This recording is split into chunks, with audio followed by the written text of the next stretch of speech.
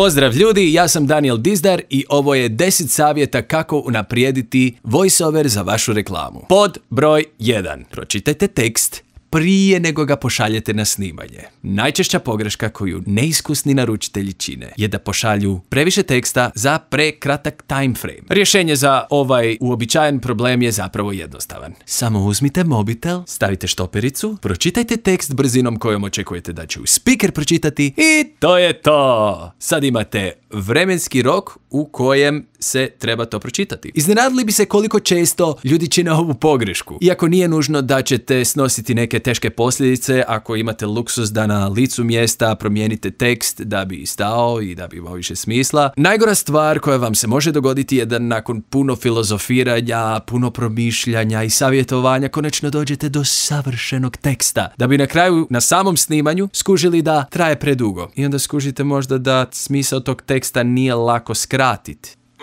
Da bi izbjegli ovu situaciju, samo uzmite mobitel, pročitajte tekst, izmjerite vrijeme i to je to.